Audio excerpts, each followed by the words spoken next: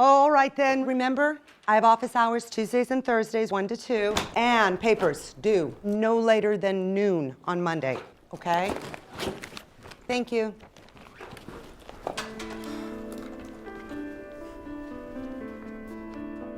As a Notre Dame faculty or staff member, students view you as a source of instruction, assistance, and sometimes personal support. In your conversations with students, some will naturally share their successes and academic pressures, and a few will disclose their personal stories. Other students won't intentionally share their difficulties with you, but you may notice indirectly express signs of personal problems.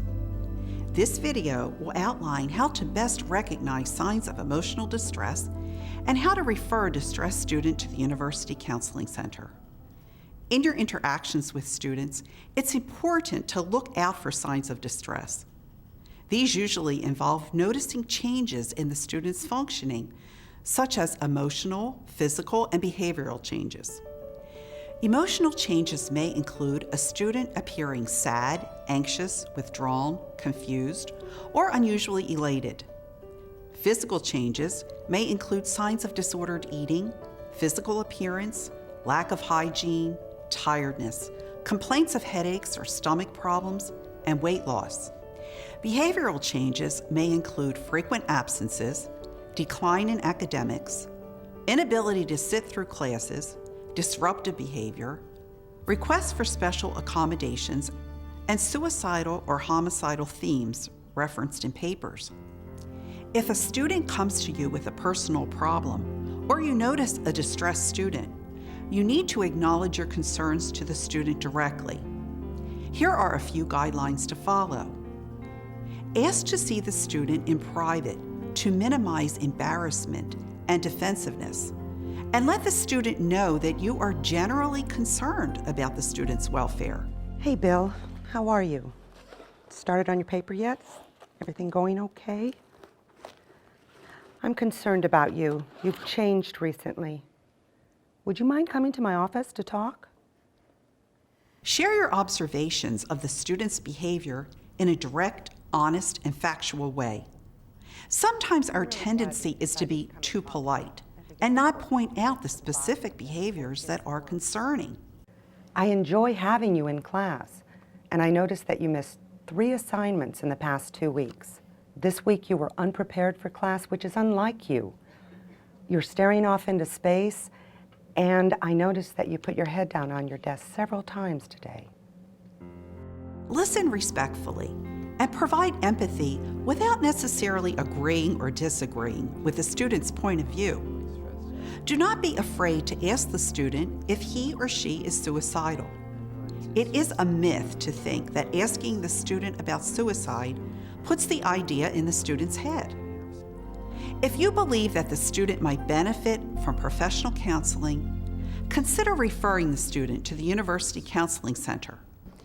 I'm wondering if it might be helpful for you to talk to someone at the UCC, the University Counseling Center. They have a lot of experience helping students. More than 25% of the student body use the University Counseling Center at some point during their time at Notre Dame. The Counseling Center is staffed with qualified counselors who are experts in college student mental health. Seeking professional help is a positive step that can indicate strength. There's a couple things you can do as a rector or as a faculty member if a student is reluctant to seek counseling.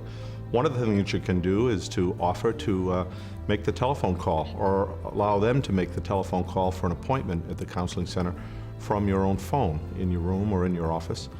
Another thing you can do, and I've done it often, is to offer to take a student and to walk a student over to the counseling center to be a support to them in that way. And that usually is a big help. I usually remind the student that the counseling services here at the university are confidential. Students are under a great deal of pressure in their transitioning into adulthood. They may not have all the skills to deal with that pressure. Sometimes the faculty member is the first person who is witnessing them in crisis. So we have lots of resources for faculty. Sometimes you're the person who has to be the first one to ask the tough question, is the student going to harm themselves, if they considered harming themselves? In that case, you really need to call the counseling center, and they will answer the phone 24 hours a day and get back to you. Do not underestimate the resources and the help that the University Counseling Center can provide to either a faculty member or staff, and certainly to the student. The Counseling Center is there as a support to help develop the student holistically during their journey here at the university and their matriculation. A lot of times we think that we have to carry that burden alone when a student comes to us in crisis, but the Counseling Center is definitely there to be a support. For more information about the University Counseling Center and its services, call us or visit our website. Remember, you're a potential resource for students in times of trouble. It's important to take seriously your responsibility to respond.